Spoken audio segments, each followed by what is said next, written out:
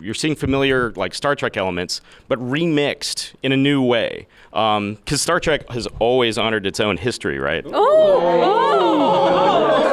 that's showing off. No warning.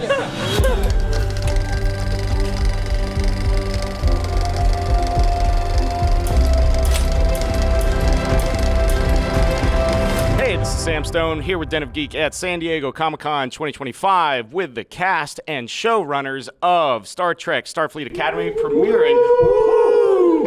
premiering in early 2026 on Paramount Plus. It is my great honor to welcome you all to Starfleet Academy. Kerrice, let's talk about your character Sam, who of course I can get behind that name any day of the week. I mean, so you're the first of your kind to attend Starfleet Academy, much less the Starfleet Academy in the 32nd century. I think a lot of like first generation students and stuff can identify with that. How is it kind of bringing that wide-eyed enthusiasm and that fresh perspective to this, far future setting? That's a good question. Honestly, it sounds hard, but it's not hard when I feel like you come from the heart.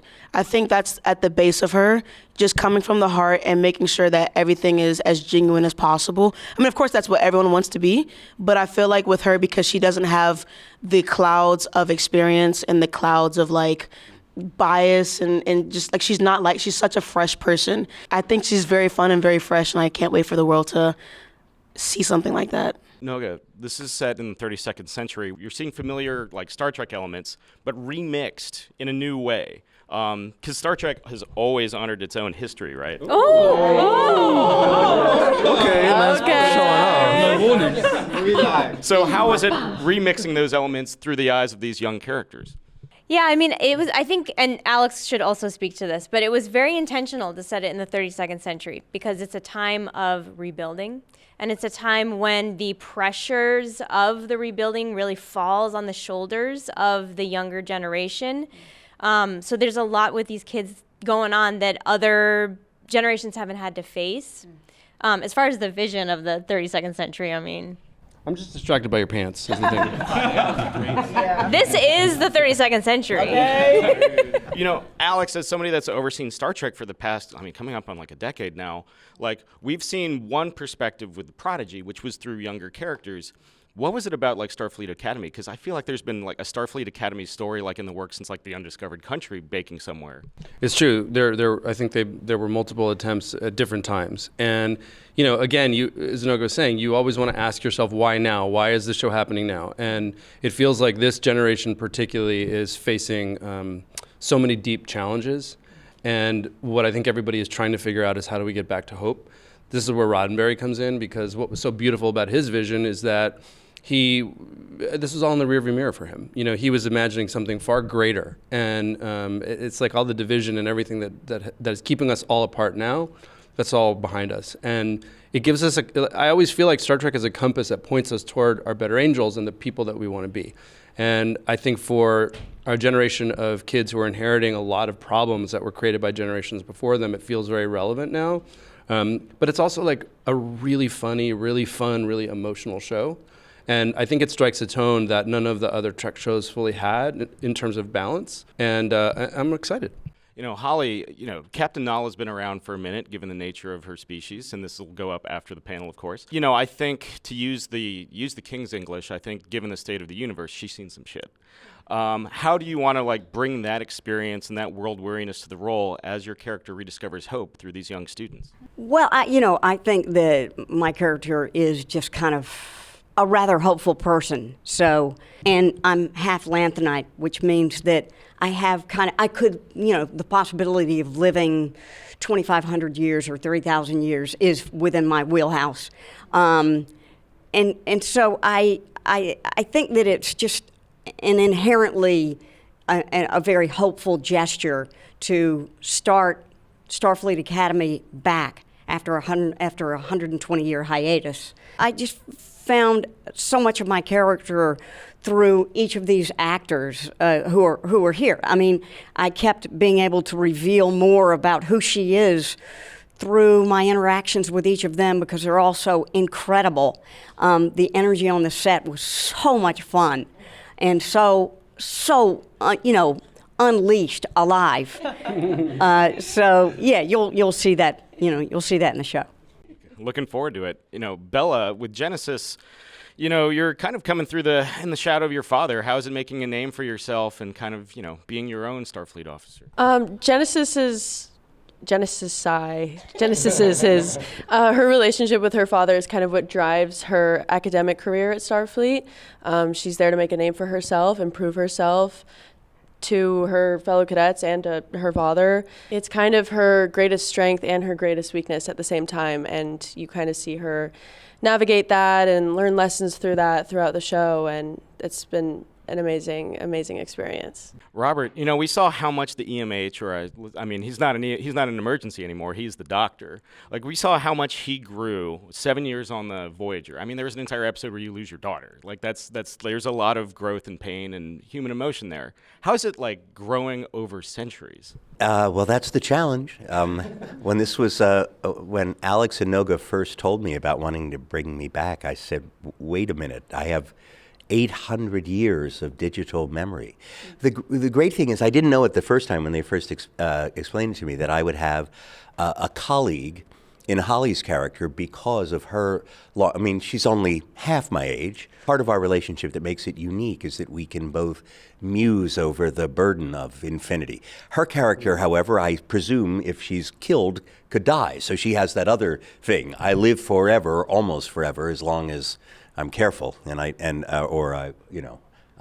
bad happens to me. My character, in theory, unless someone decompiles his program, which could happen any second, folks. Yeah. So otherwise, I go on and on.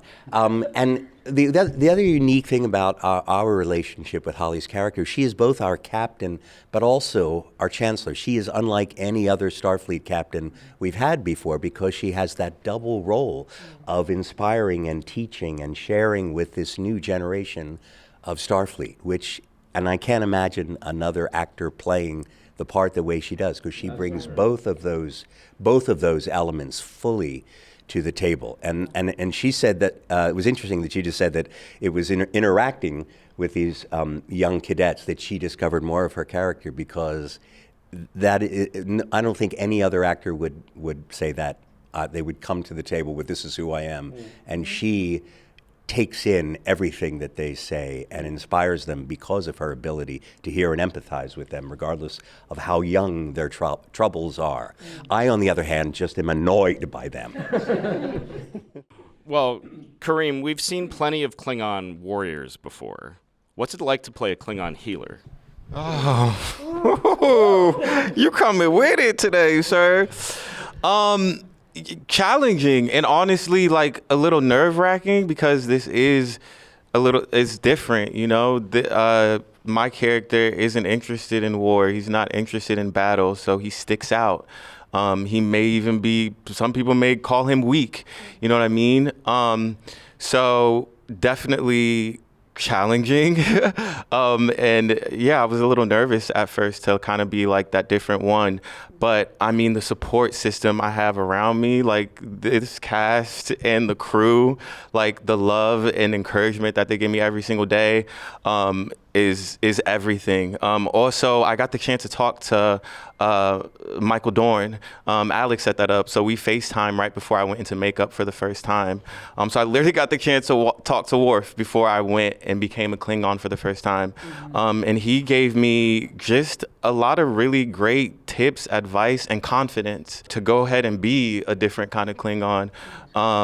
Yeah, that was really helpful. So I would say, yeah, I was nervous at first, but everyone around me really kind of helped me become this incredible, unique, like just sick Klingon. Like, I'm really excited for y'all to meet him. Yeah. George, you get to play, kind of the Vegeta of the ensemble. You're the prince who was promised. You were raised for greatness, but this is where the metal hits the road. How is it facing, having your character face that reality check as he comes to Starfleet Academy? He comes from status, and there's a lot of expectation on him, and that's a pressure that he's felt for a very, very long time. So when he comes to the academy, he has an agenda. In every room he walks into, he wants to walk over those people and prove that he is the best. And that was a really interesting thing to play, especially because he has a lot of conflict. He comes across aggressive and territorial, And it was a really interesting thing to play when the main conflict is with someone that's like the size of a bison. This guy. And I'll tell you what, the first read of the script, this character is like ratty, like scrawny. And then the first time I meet this guy is in my apartment, and he takes up the whole room, and you're looking up at him. And I just had to completely readjust my whole approach to that relationship. So that was really fun. Like, how do you dominate without being like physically more intimidating? Of course. Sandro, let's close out with you. Let's talk about Caleb. You know, we've seen rough and tumble characters come to Starfleet Academy before, Kelvin, Timeline, Kirk, of course, Alex. Like, how is it putting your own spin on that with Caleb, and, you know, kind of like this guy that's maybe doesn't quite fit in as much initially? First of all, thank you for giving me the last question. That was really relaxing. Honestly, I think you just have to do what comes, as Kerrice said, from the heart, from what you can pull from your own experiences, from your own life. And I think in terms of bringing my own spin to a character that might seem familiar in certain ways, you know, there's certain audiences that Star Trek has spoken to specifically over the years and brought different kinds of audiences into the fan base. And I was kind of trying to do the same thing with certain people who maybe haven't had an interest in Star Trek before, or have a certain background or upbringing that maybe they're not interested in that in a certain way. So to bring that special energy, I think, was just from drawing from that ether, I think. You can check out that new energy and that new fresh take on Star Trek through Star Trek Starfleet Academy, out on Paramount Plus in early 2026. This is Sam Stone with Den of Geek here at San Diego Comic-Con 2025. Y'all, thanks for taking the time. Go on, Sam. Thank you. Okay, Sam. Okay, Sam. You ate that. You ate that. You ate that.